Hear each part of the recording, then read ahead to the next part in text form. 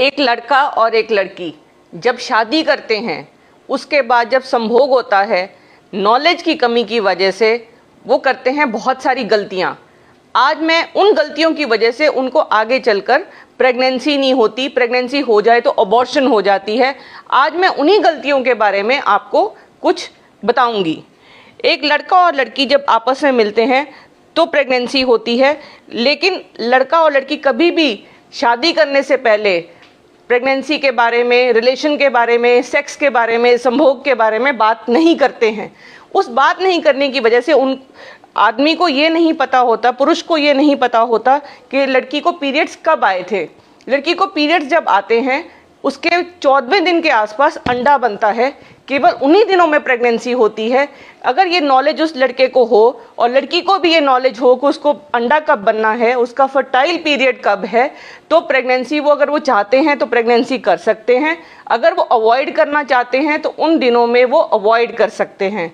दूसरी बात, उनको ये नहीं पता होता कि उन्हें कौन सा ऐसा गर्भ निरोधक चीज़ इस्तेमाल करनी है कि उनको अगर प्रेगनेंसी नहीं चाहिए तो वो यूज़ करें। या तो वो कॉन्डम यूज़ कर सकते हैं जो एक लड़का यूज़ कर सकता है, या लड़की यूज़ कर सकती है ओरल कॉन्ट्रासेप्टिव पिल्स। वो शादी से जो एक महीना पहले वो यूज़ करने लग जाए तो उसको कोई नुकसान नहीं है, बल्कि फ़ायदा है। कि बिकॉज अनवांटेड प्रेगनेंसी, जब वो प्रेगनेंसी नहीं चाहते हैं, प्रेगनेंसी हो जाती है, तो वो अपने बड़ों को बताने की बजाय कई बार आजकल जो अवेलेबल एम्प्टी पिल्स हैं वो खाते हैं और बच्चा अबॉर्ट करते हैं। जैसे ही बच्चा अबॉर्ट करते हैं, बच्चा यहाँ आके ठहरता है, यहाँ पे सोजिश हो जाती है, बच्चा यहाँ पे ठहरता है।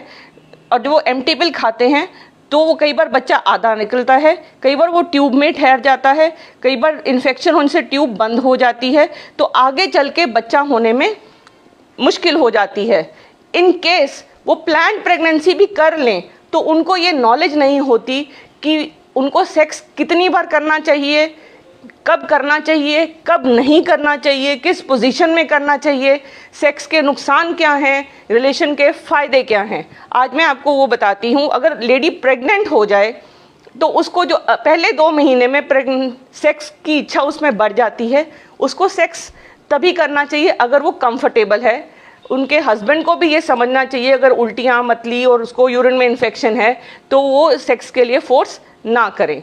इसके अलावा रिलेशन तभी बनाएं अगर लेडी को पहले कभी कोई प्रॉब्लम नहीं है, कोई पेट में दर्द नहीं है, कोई ब्लीडिंग नहीं है।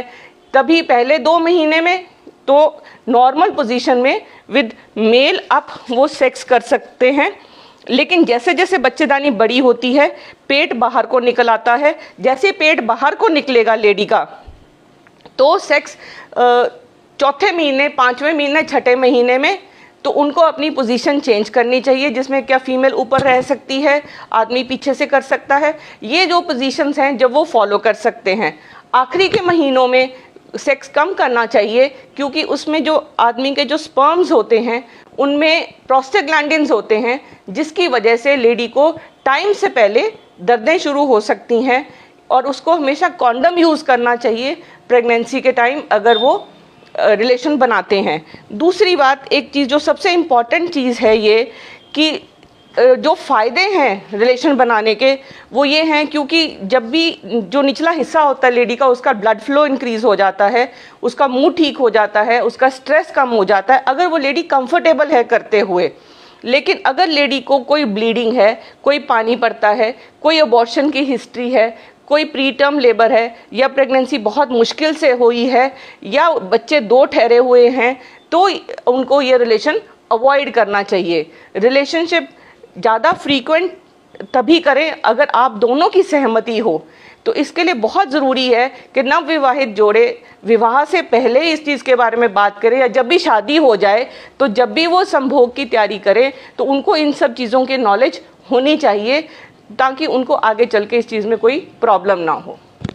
ये इन्फॉर्मेशन ज़्यादा से ज़्यादा आप फैलाइए, इसलिए क्यों